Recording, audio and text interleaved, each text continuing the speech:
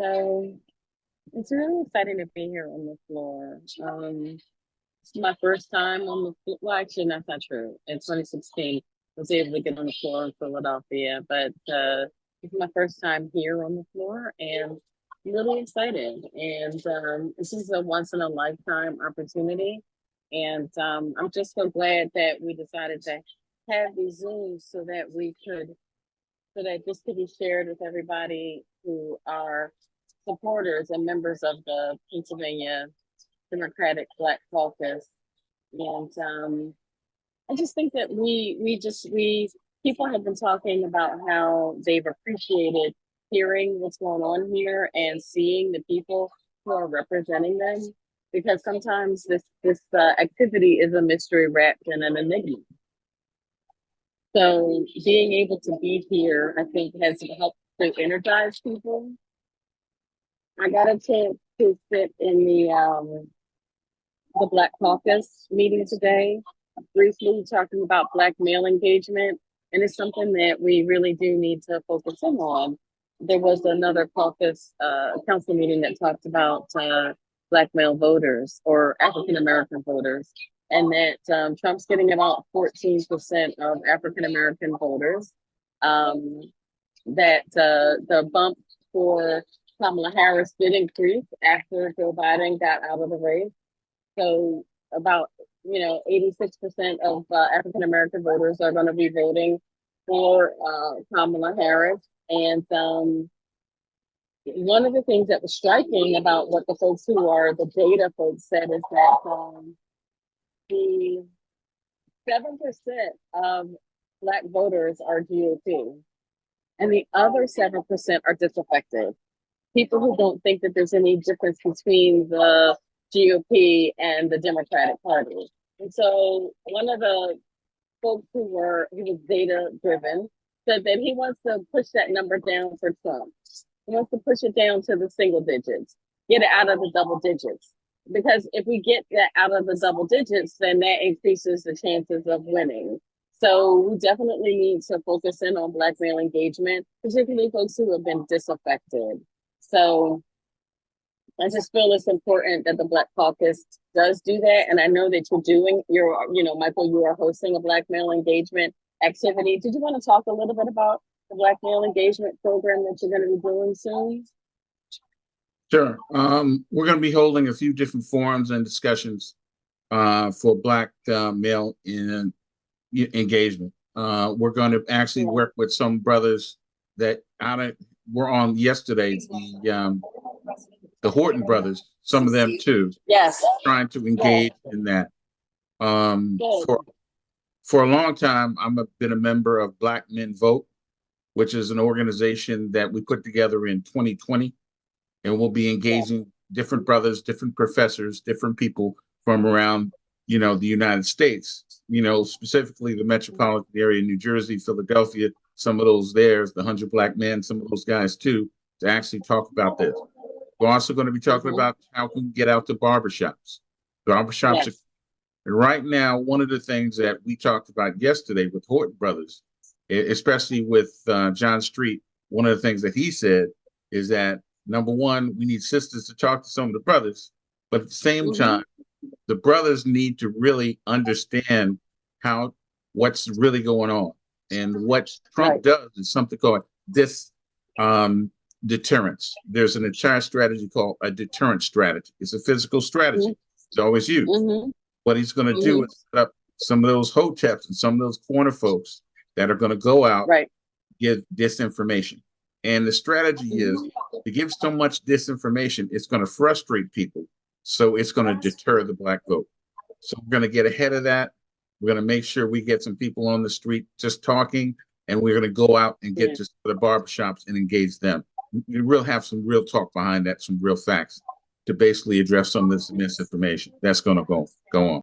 So tell me, Reverend, about the importance of the faith-based community in spreading the word about the voting rights and getting active in your community. It's so important. Many of our people have lost their lives with the opportunity to vote. It's part of our commitment to God to make sure that we fulfill the word of God. I was hungry, He gave me something to eat. When I was a stranger, you took me in. When I was in prison, you came to see about me. When I was naked, you clothed me. As much as you've done it to the least of these, you've done it unto me. We cannot preach the gospel without preaching about social justice, equality, all people. So I feel confident as the word of God proclaimed that the people of God will respond. So tell me, how long have you been involved in electoral politics? This is my 5th time to serve as a delegate. I'm honored, pleased to be part of the Pennsylvania State Convention, and I'm grateful to God to be able to be here for this historic event. I was here for Barack Obama, and that evening was amazing. His presidency was incredible. I was here when we sought to have Clinton to be our first woman president. And of course, with the pandemic, I was online for Joe Biden. So, what part of Pennsylvania are you from? I'm in Montgomery County, Pennsylvania. Tom, Just a second. So Tom today Zoom with the Black Caucus, and so Michael Laws wants you to say a few words. Hold on just a second. How about while you're here, Tom? Hi, Michael. I'm here enjoying probably one of the most exhilarating experiences of my life. I can only compare this to Denver in '08 when we nominated Barack Obama, and the enthusiasm and excitement is even more palatable today than it was then. I mean, Democrats are uniting all across the country. And in our state, I have seen a resurgence of enthusiasm and excitement that I haven't seen in years. I live in a very red area of Berks County. And we do have some Democrats, but most of my neighbors are Republicans. I have actually had some of my neighbors who are registered Republicans ask me for Kamala signs, what? which Really? I think is wonderful. Kamala signs, Independents wow. are coalescing around our candidate. We're going to kick some butt in November. I'm so glad I have the opportunity to chat with you for a little bit, to say hello to everybody, and let's win this thing. That's Thank you winning. very much. Thanks so much, Tom. Tom, thank you. Now we have Jeremy Briand from Center County. He's the profanary. Yes. Prothonotary. Hi, friends. I'm glad to be able to have a couple minutes to speak with you this evening. It's an incredible evening. We're energized. We're ready to fight. We're ready to work hard in our world. And it's so very important that each and every one of us increase our margins, work so hard, and get everything we can to make sure that we elect Kamala Harris and Jim Walz. This is such an incredible year, an incredible slate. And I feel incredibly privileged to be part of this great group of people here this evening, and this great group of people throughout the Commonwealth of Pennsylvania and also our nation who are fighting the right side of history and for everything that's right and just in our world. And I'm just incredibly privileged to be a part of that, and I'm incredibly privileged to have a few moments of time this evening. So I hope you continue to enjoy the Zoom. And I hope you continue to enjoy the convention. So be well, my friends. Be well. Thank you, Jeremy. Thank you. So I'm going to start walking around a little bit, and I'm going to be your roving reporter on the floor. Thank you so much. Thank you so much. I have Ken Lawrence and Jamila Winder from the Montgomery County Commissioners. And Jamila is here with her beautiful family. She spoke this morning at the breakfast. It was wonderful. And here she is.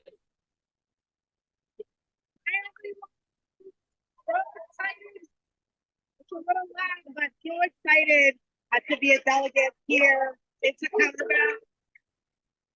It's really, as you can see, but so proud to be representing Pennsylvania. I chair the Montgomery County Board of Commissioners. Proud to be to share Boulder County Commissioners. All of you excited to come back home, get on the ground, and get to work till Kamala Harris and Tim Walz. And the Black community is going to be critical to that. So thank you. Good to see everyone. I can't see everyone, but Thank you. All right, I'm gonna keep it moving. Thank you so much. We got some more delegates here.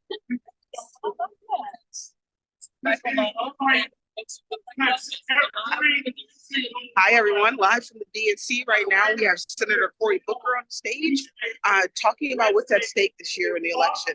And you know what? Just to feel the enthusiasm and the excitement and the engagement that people have in this space and that people have all over our Commonwealth right now. And it's just so exciting. But we have to keep it up.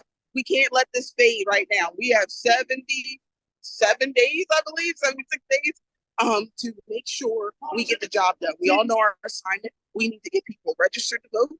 We need to get them out to vote. We need to energize, to educate folks, and we need to get it done for Kamala Harris. So thank you all, and I look forward to seeing you soon. Awesome. Thank you so much. So I see Jerry Jordan here. So I'm going to see whether or not I can get Mr. Jordan to say a couple words. Great.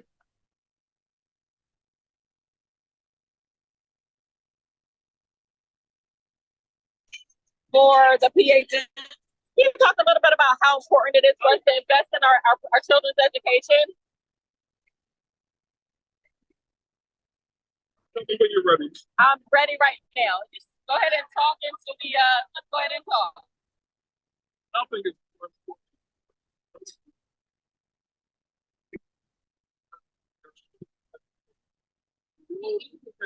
Programs and education has to change as well.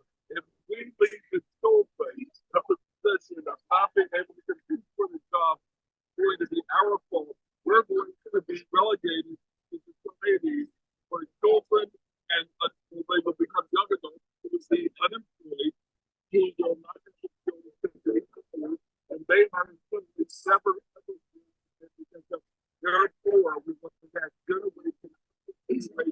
Living in poverty. We want safe streets. If we want to be able to earn a living, if we want to keep people out of jail, That's right. say the prison budget, which is huge, and pump that money into education. If we spend the amount of money on public education that we spend in the prison system, somewhere roughly around $40,000 in the prison system for one prisoner for a year.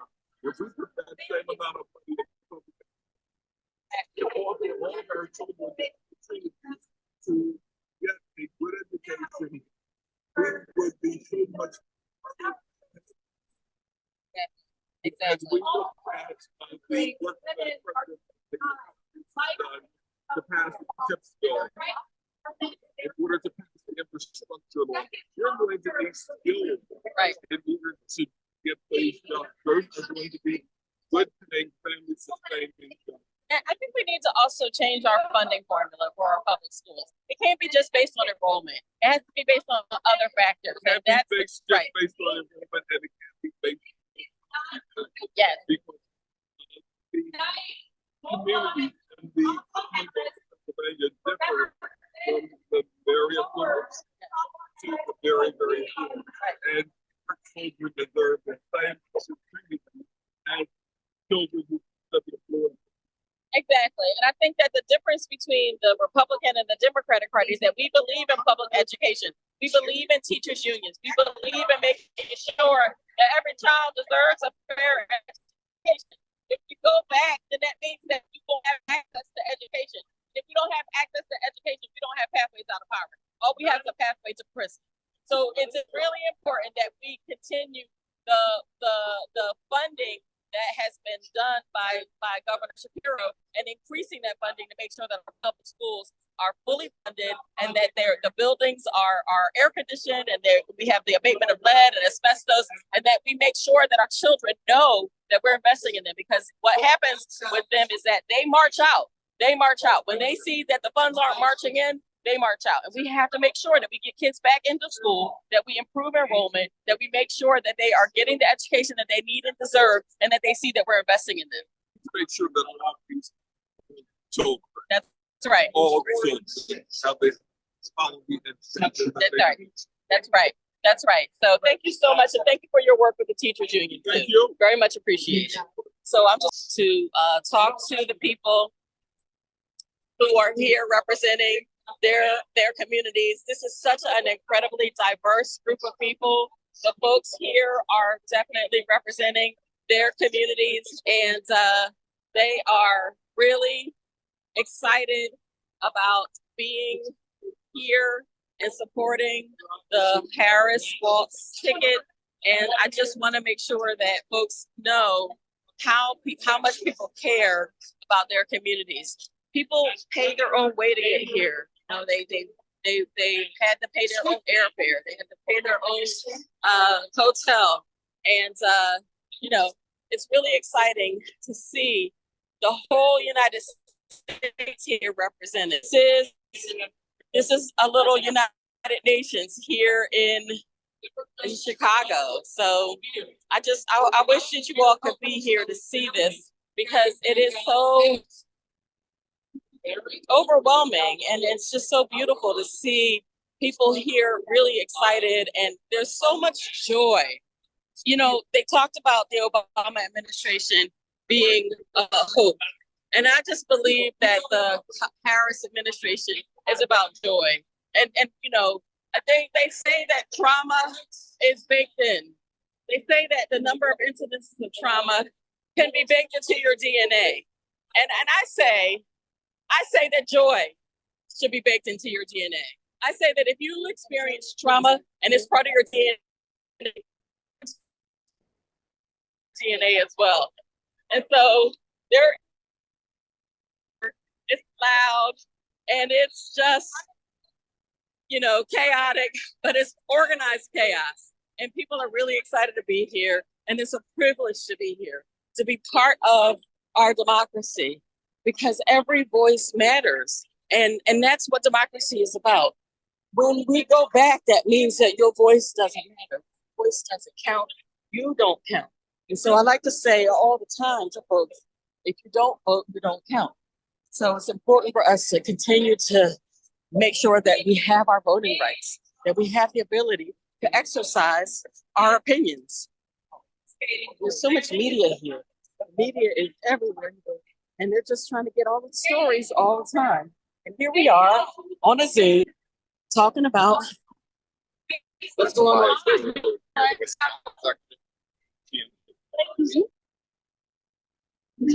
I'm gonna go to Sherman Street from the Pennsylvania Party. Here we go. So looks like we are here. I'm gonna see whether we get Sherman Street to say a few words to us really quickly. So, Debbie Wasserman Schultz is speaking right now. I'm just gonna go ahead and be silent for a sec.